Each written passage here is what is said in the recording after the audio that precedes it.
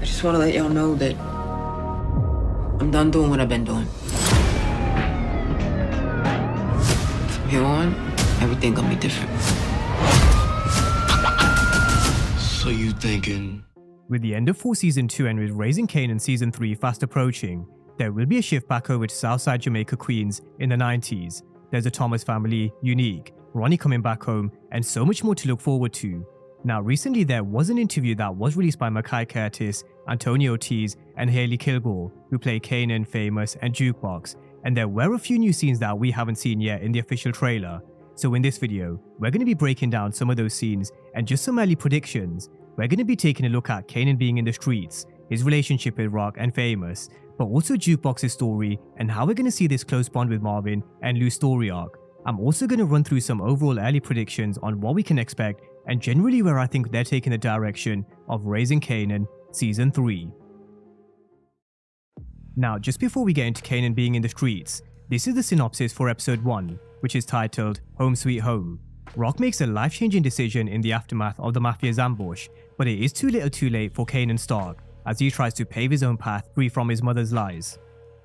Now, Rock and Kanan do have a lot to talk about after her lies and manipulation finally caught up to her, and as Kanan said in the trailer, he's done taking shit from Rock, he's trying to make his own money. And in the trailer we did get a glimpse of Kanan making his own moves in the streets, and these few scenes just home in on Kanan's hustle. He's got a crew of his own, and it seems like him and Famous have got a sophisticated method which will be very different to the modern day methods we saw Tariq and Braden use in Go Season 3. We saw Tariq and Braden using course correct, and then they had no cap or frap with the coffee cups on Wall Street. But we're going back to Southside on the 90s, and so we're back to the good old fashioned paper and pen and pages.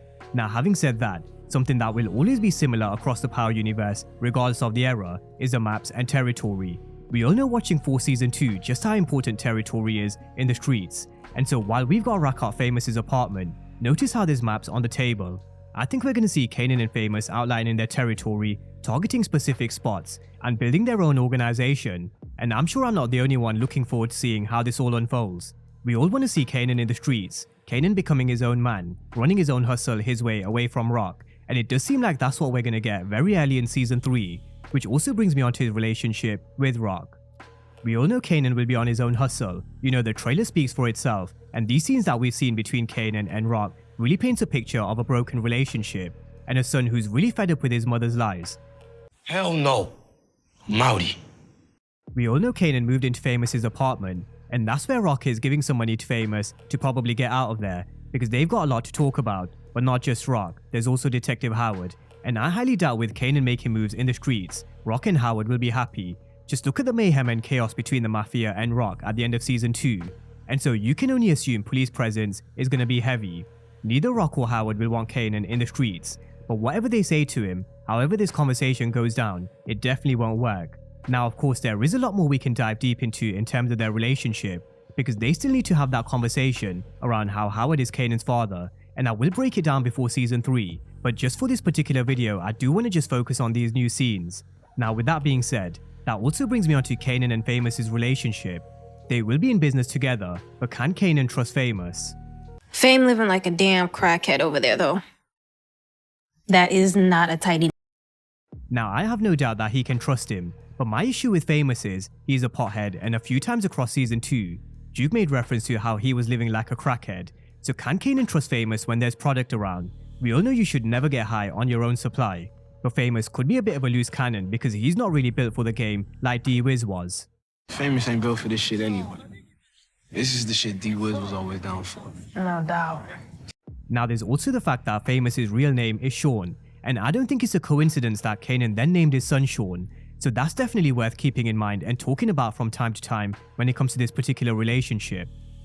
Now what about Jukebox? Someone who we didn't see too much of in the trailer, but we do have to remember, she's also a character who will play a huge part in Raising Kanan.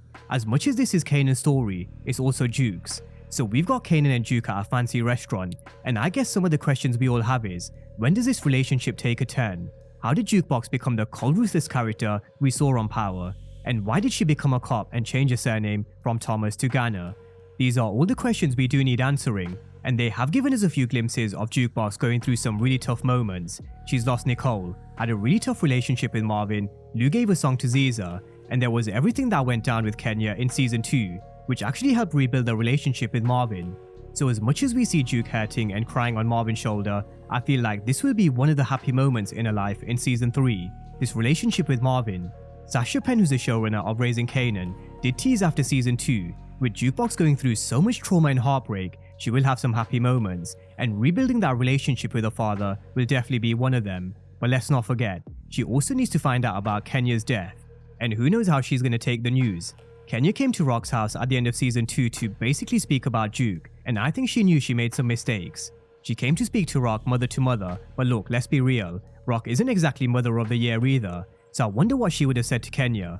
But that is all hypotheticals. Now what isn't is a common theme that we have seen across the Power universe. Despite characters dying, it doesn't necessarily mean their story dies with them. So who knows what Kenya has left for Duke? Will she go to a funeral? Will she learn more about her mother now that she's dead? There is still so much more left to explore in the early parts of season 3 with the fallout of Kenya's death.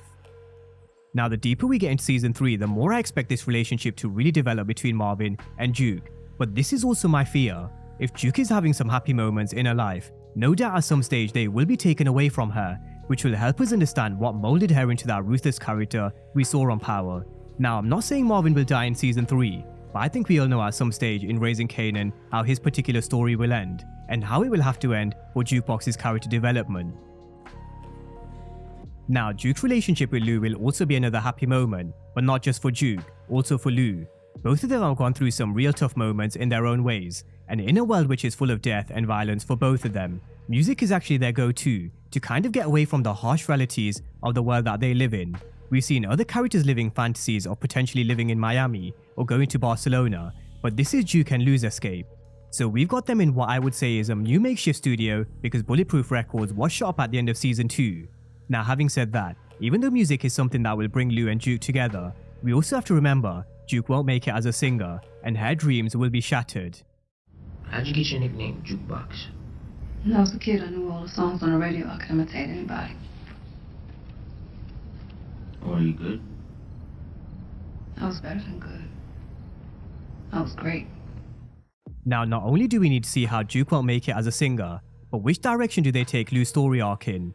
He seems happy in this scene, but I don't think that's how it's going to be for him at the beginning of season 3. He's probably set to lose Bulletproof Records, he's lost Ziza, and he no longer wants to be in the street game. Ironically, a game which Rock seems like she now wants out of after what happened to her at the end of season 2. So from Lou's perspective, if I were him, I'd be pretty pissed off, and I think he will be. Now just to answer that question of which direction they take Lou's story in, I think we all know the answer: you can't escape. Some people born to be doctors, lawyers, ball players. I'm here to move weight. It's what I do, it's who I am. Now one thing I will say is, when it comes to Lou, he is loyal to the Thomas family, although I do think their relationship is on thin ice. They've had quite a few battles over the last 2 seasons, and I think one of the crux of their issues was Lou killing D-Wiz. That was a really big moment for his character. That was the moment where Lou started to think he doesn't want to do this no more. He gave the kid the best day of his life, and he had to kill him to save Kanan. A secret which Kanan still doesn't know, by the way. He knows that Rock gave the order, but he doesn't know that Lou pulled the trigger, so that is a side plot to keep in mind. But with Rock and Lou, I'm very intrigued to see how they end season 3, because the last 2 have been very similar with Rock laying down the law. So this conflict between Lou and Rock is certainly one I'm looking forward to. But that's a breakdown of some new scenes and what we can expect in regards to Kanan being in the streets, his relationship with Rock and Famous, but also Jukebox's relationship with Marvin and Lou's story arc. So drop all your thoughts down below in the comment section and let me know your early predictions for Raising Kanan season 3. But as always, thank you guys for watching, and I'll see you next time.